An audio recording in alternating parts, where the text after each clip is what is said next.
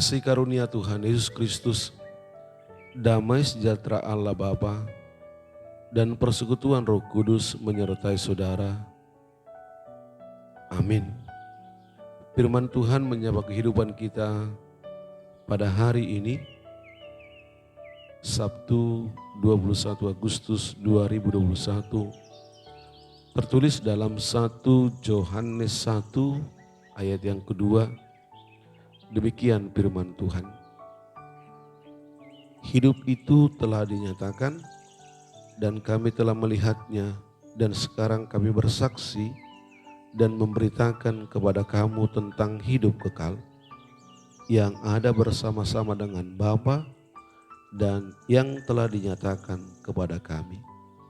Dalam bahasa Batak dikatakan, naung gawi batar dohanguluhani nunga huidahami gabe hu hadidak kon jala hu baritaho kami Tuhamu hanguluan na saliling-liling nai naung ngadong hian dia doban ni amai gabe di bapatar Tuhami.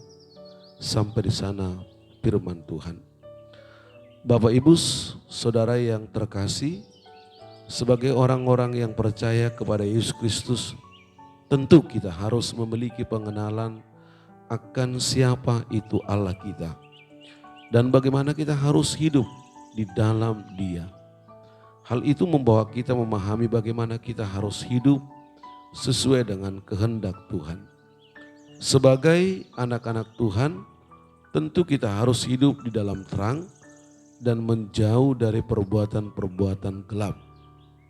Karena terang itu membawa kita kepada hidup, sedangkan kegelapan membawa kita ke dalam maut. Surat 1 Yohanes merupakan surat yang dituliskan oleh Rasul Yohanes untuk mengingatkan pembacanya dan jemaat mula-mula akan adanya pengajaran-pengajaran sesat dan ajaran yang berkembang pada saat itu adalah ajaran gnostik. Surat ini juga membangun jemaat untuk memiliki semangat persekutuan. Para pembaca jemaat didorong untuk saling mengasihi dan hidup dalam persekutuan dengan Kristus yang disaksikan dalam persekutuan hidup yang erat dan teguh. Melalui surat ini, Yohanes menyebutkan bahwa orang yang beriman harus mengetahui akan perbedaan dari gelap dan terang. Setiap orang yang hidup dalam persekutuan dengan Kristus haruslah hidup dalam terang. Hal ini disaksikan Rasul Yohanes dalam nats hari ini, yaitu kesaksian firman yang hidup. Merupakan kesaksian yang diberitakan Yohanes akan apa yang ia dengar dan apa yang ia lihat tentang firman yang hidup, yaitu Yesus Kristus.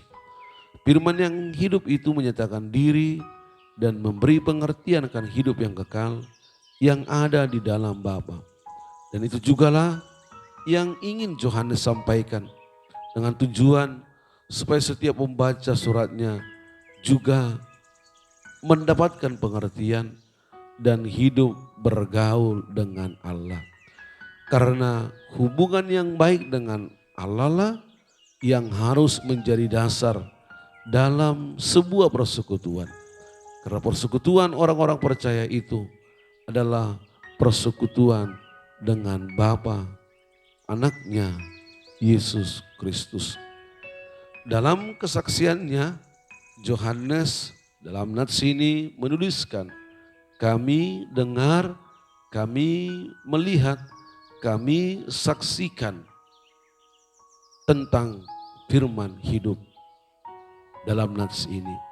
Hal ini berarti dia merupakan saksi yang dapat dipercaya sebab dia mendengar langsung, melihat langsung, bahkan meraba secara langsung firman hidup itu, yaitu Tuhan Yesus Kristus. Sehingga orang tidak perlu lagi meragukan kesaksiannya. Karena pada saat itu ada banyak orang yang meragukan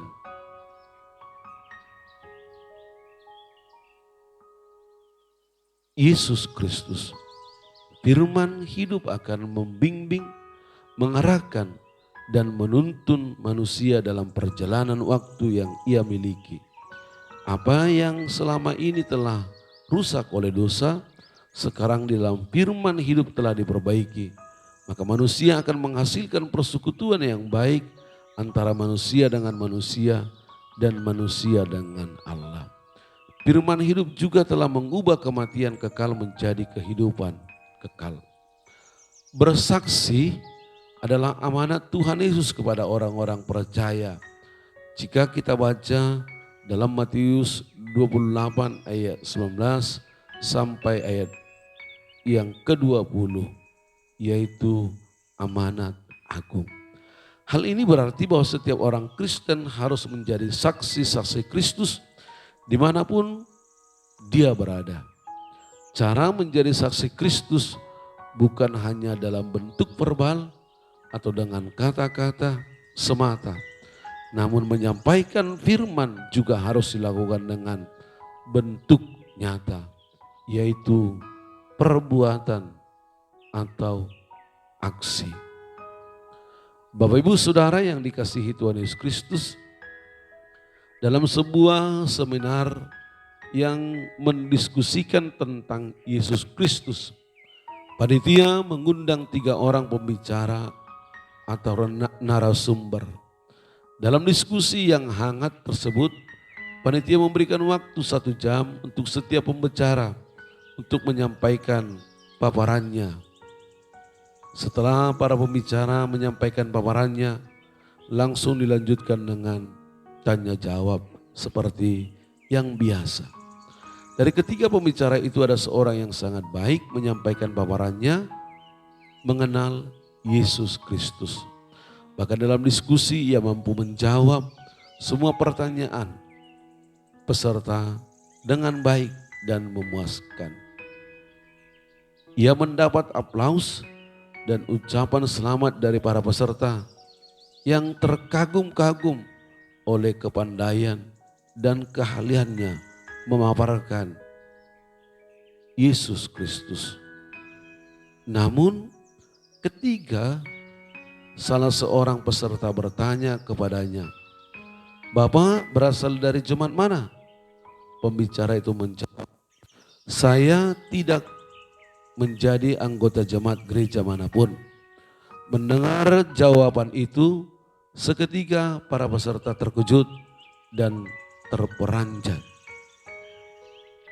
Bapak Ibu Saudara, ada banyak orang yang tahu tentang firman Tuhan, tetapi hidupnya tidak melakukan firman Tuhan.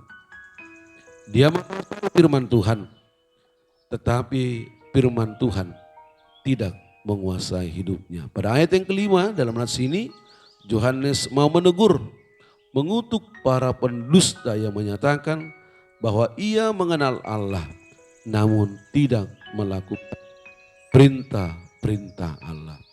Sebagai anak-anak terang harus hidup dalam persekutuan dengan Allah dan sesama. Ada banyak orang yang menjadikan firman Tuhan itu sebagai pelajaran intelektual semata. Padahal seharusnya pengetahuan tentang firman itu harus diaplikasikan dalam kehidupan sehari-hari. Bapak Ibu, Saudara yang dikasihi Tuhan Yesus, dalam Matius 5 ayat 14 sampai 16 menyatakan bahwa bagi kita semua sebaik kita hidup menjadi terang. Bagaimana mungkin kita menjadi terang dan bercahaya jika kita belum hidup di dalam terang itu sendiri, yaitu Allah. Maka dari itu mari kita hidup di dalam terang Tuhan dengan perbuatan baik yang memancarkan cahaya kedamaian bagi semua orang atau bagi orang lain. Amin. Tuhan Yesus memberkati aktivitas ini serta menjaga menyertaimu. Amin.